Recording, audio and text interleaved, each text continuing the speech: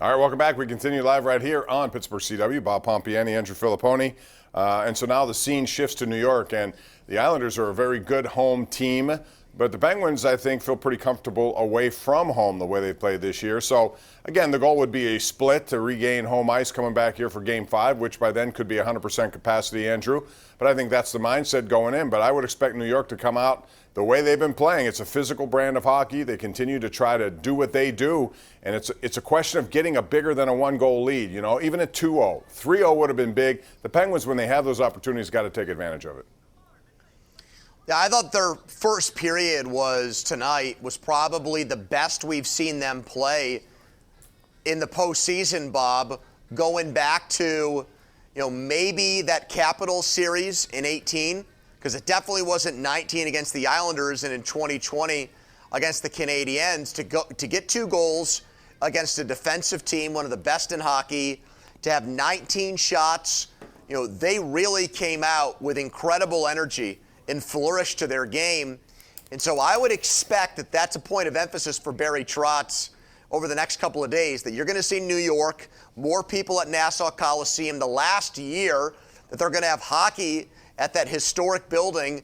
And I would think that there's going to be an incredible buzz in that building, and the Penguins better be prepared for it. No question about that. Another game going on tonight. Tampa Bay is flexing against Muscles at Florida in Sunrise against the Panthers, leading 3-1.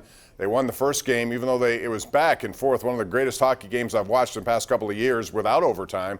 And they won 5-4 on 2 Braden Point goals. But then tonight, Tampa is starting to play the way they're capable of. With a healthy lineup, they are the defending champs. They're going to be a tough out. But I think Boston showed a lot of character also last night, Andrew. They looked like they were going to go down 2-0 until they just crashed the net, got a goal by Taylor Hall, and then boom.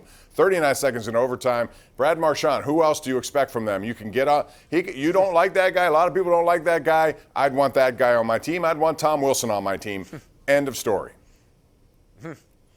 Well, it's so the odds are stacked against you so immensely if you lose the first 2 games of a first-round series on your home ice. In fact, of the last 40 playoff series, I'm going to throw out the bubble because there was no home ice there.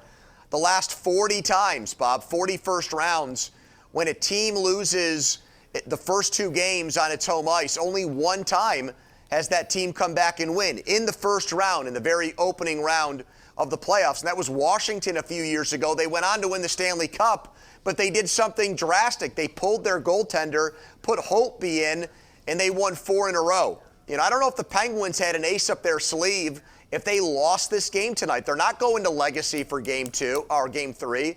Maybe Malkin, at that point, desperate times called for desperate measures, and maybe he goes in to try to give them a shot in the arm. The point is, now that the Penguins have evened things up, the pendulum shifts back in their favor, and I think they become a slight favorite in this series again. Yeah, unless they lose the next game, and then you're looking at Game 4 going down 3-1. But that's why that next game is a big game. They're all big, and there's a lot of ups and downs in playoff hockey. That's what makes it so entertaining to watch. And now let's begin with our number 1 Cochrane Go One Better call of the night. And tonight it's going to be Brad and Cranberry. Hey, Brad, how are you? Hi, Brad. Hey, what's going on, Paul? What's going on, Pony? Thanks for taking my call. So you're talking about Malkin. The way that we played for the majority of the season without him and how we look tonight, do you think we might actually be a better team without him right now than with him? No, I'll never, ever convince myself of that. No. You, Pony?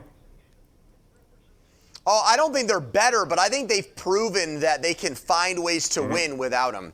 Now, if they have to go the whole duration of the playoffs with no Evgeny Malkin, I don't believe they can win the postseason. I don't believe they can win the Stanley Cup that way. Now, if he's healthy and playing like he did in early March, I think they can.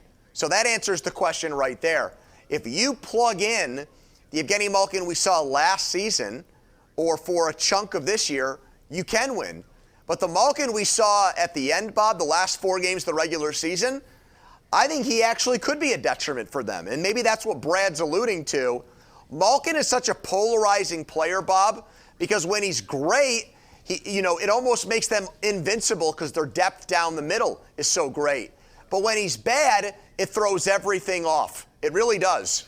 And, it's not that way with Sid. It's not that way with Sidney Crosby, but it works that way with Malkin. But before his injury, he was playing at a pretty good level, a level that I think Evgeny Malkin was going to utilize as a really good season. He got injured. When he came back, it looked like he was slow, and then he re-aggravated it. Yeah. Now, if he's injured, no. They don't need him to force himself back if he's going to be a detriment.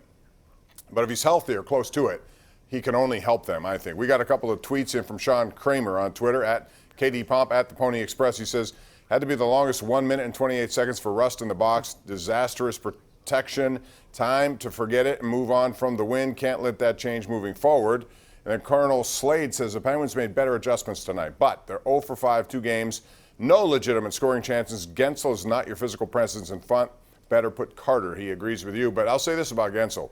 He got beat up tonight. They were targeting him, and he kept coming back. He made some really good scoring chances, and one that I thought got in, it didn't get in when Varlamov had the puck somehow tucked behind him and never crossed the line. But I thought Gensel shows you a lot of guts.